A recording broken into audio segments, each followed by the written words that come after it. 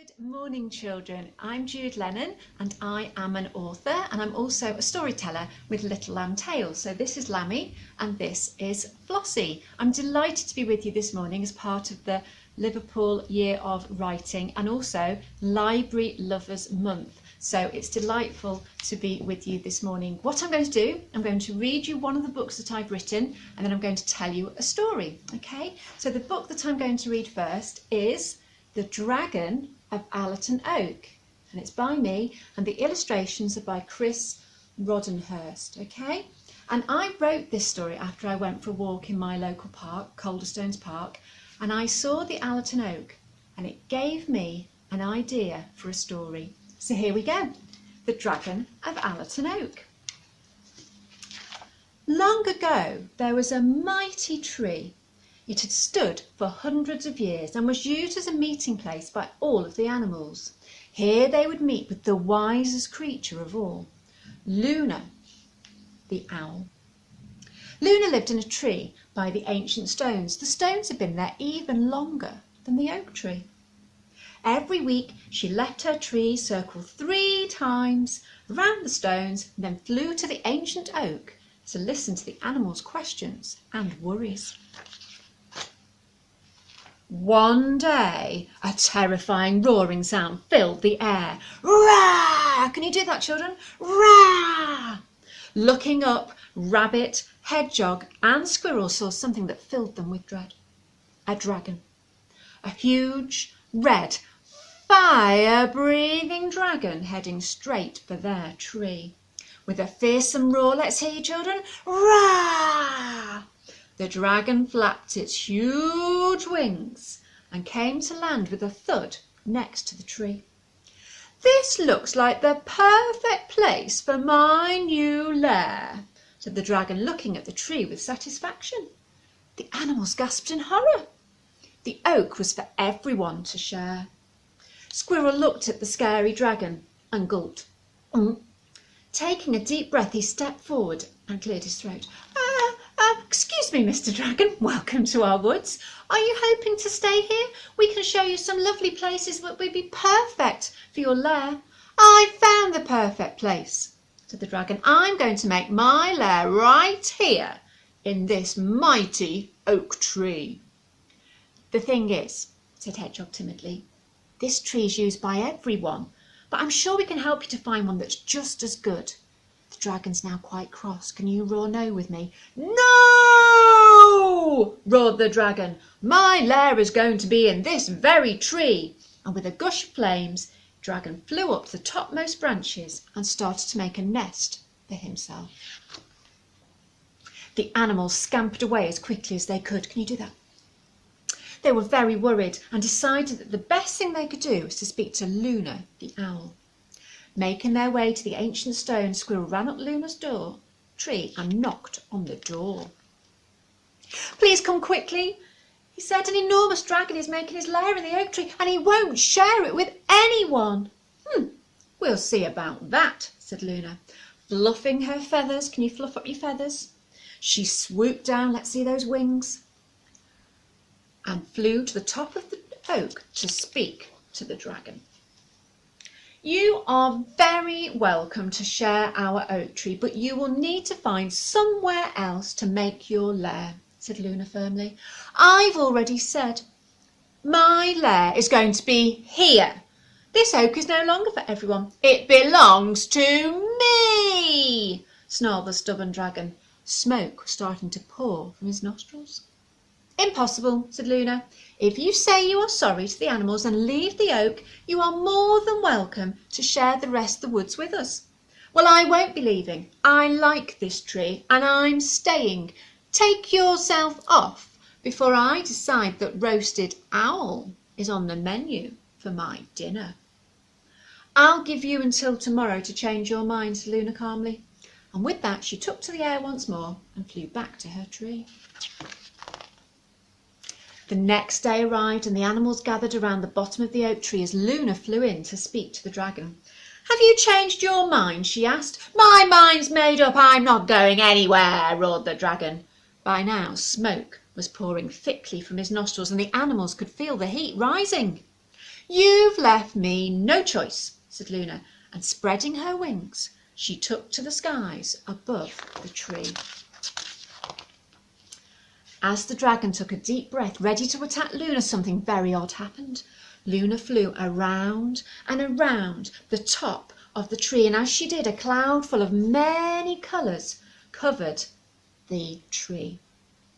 Once the cloud had covered the dragon and the top of the tree, Luna let out an almighty screech. Can you screech? Eee! With the screech came the loudest crash of thunder. Can you make some thunder? And the brightest flash of lightning the animals had ever seen. A terrible crackling noise filled the air. Almost at once the thunder and lightning stopped. "It's quite safe now," Luna assured the animals, and when the animals stepped forward they saw that the dragon was gone. And you know, ever since that day, dragons have never returned to this place. But if you go to look at the Allerton Oak in Calderstones Park, you can see the damage the dragon caused before he was banished by Luna the owl. The end. Oh, and that tree's really there, children. So if you live near Calderstones Park, that's where you get your daily walk. You could maybe go and have a look at it. It's a bit boggy there at the minute though.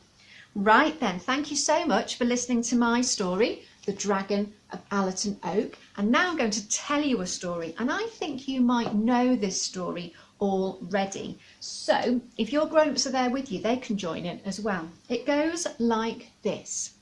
Long, long, you can join in with that bit. Long, long, long, long, long ago, when the whole of this area was covered in woods and trees, there was a cottage. And in that cottage lived a little old man and a little old lady. And every day about now, they'd have a cup of tea and a biscuit. One day the old man said, "I am fed up with biscuits. I'm going to make gingerbread." So he washed his hands. Can you wash your hands? Rolled up his sleeves. He got down his bowl. Have you got your bowl? He poured in the ingredients. And then he got his spoon. Have you got a spoon? And he mixed it and mixed it and mixed it. And then he put his hands into the mixture and he squashed it and squeezed it and kneaded it and rolled it into a ball and put it on the kitchen table. Have you got a rolling pin? Excellent. He rolled it this way, he rolled it that way. He rolled it this way, he rolled it that way. And then he cut out of the mix a gingerbread man with currants for eyes and cherry pieces for the buttons, and popped it into the oven to cook. While it was cooking, the old lady rubbed her tummy. You can do that if you like. What do you think she might say? That smells delicious," she said. "I can't wait to eat it." Inside the oven, the gingerbread man thought, "Hang on, I don't want to be eaten by an old man and an old lady. I'll have to escape." So when the old man opened the oven door, pulled out the tray, the gingerbread man jumped up, jumped down and ran out of the door. If you know the words, join in. Run, run as fast as you can. You can't catch me and the gingerbread man. Are you ready? He ran. He ran past some sheep in a field. "Where are you going?" said the sheep. "Well," said the gingerbread man, "I wouldn't let an old man eat me or an old lady, and I won't let you eat me either. Are you ready? Run, run as fast as you can. You can't catch me and the gingerbread man." You ready to run? He ran. This time he ran past a cow. Can you make the cow? "Moo! Where are you going in such a hurry?" asked the cow. "Well," said the gingerbread man, "I wouldn't let the old man eat me or the old lady. I wouldn't let the sheep eat me, and I won't let you eat me either. Ready? Run, run as fast as you can. You can't catch me and the gingerbread man." He ran and ran and ran. This time he ran past a pig. "Oink, oink, oink," said the pig. "Where are you going in such a hurry?" "Well," said the gingerbread man, "I wouldn't let an old man eat me or an old lady. I wouldn't let the sheep eat me or the cow, and I won't let you eat me either. Ready? Run, run as fast as you can. You can't catch me and the gingerbread man." Ready to run? He ran and ran. Uh-oh. He came to a river, deep and cold. "I can't go in there," said the gingerbread man. I can't swim. If I get wet, I'll get soggy and I will sink. Just then along came Mr. Fox. Where are you going in such a hurry? Asked the fox. Well, said the gingerbread man, I wouldn't let the old man eat me, or the old lady, or the sheep, or the cow, or the pig, and I won't let you eat me either. Last one. Run, run as fast as you can. You can't catch me and the gingerbread man. But there was nowhere to run. I don't want to eat you, said the fox. I want to help you. Hop on my back and I'll take you across the river. So the gingerbread man hopped onto the fox's back. Are we ready? Are you going to swim? They swam and swam and swam, but the water was getting deeper. I'm still getting wet. My toes are getting soggy. I know, said the fox. Hop on my neck. You'll be fine. So the gingerbread man hopped onto the fox's neck. You ready to swim? They swam and swam and swam. I'm still getting wet, said the gingerbread man. I know, said the fox. Hop on my head. You'll be fine. So the gingerbread man hopped onto the fox's head. Are you ready to swim? They swam and swam and swam. It's no good. I'm still getting wet. I know, said the fox. Hop on my nose. So the gingerbread man hopped onto the fox's nose and off they went. They swam and swam and swam and swam and swam until eventually the fox got to the other side of the river, and as soon as he was out on dry land he flipped up his nose. He gobbled up that gingerbread man in one tasty, delicious mouthful. And when the old man, the old lady, the cow, the pig and the sheep all arrived, there was nothing left. And the old man and the old lady had to go back to their house and have a cup of tea with a boring old biscuit. The end. Oh, children, give yourselves a clap. Thank you so much for joining me this morning for story time and for hearing one of my books. And it's all part of the Liverpool Year of Writing and, of course, February, which is Library Lovers Month. See you soon, children. Take care.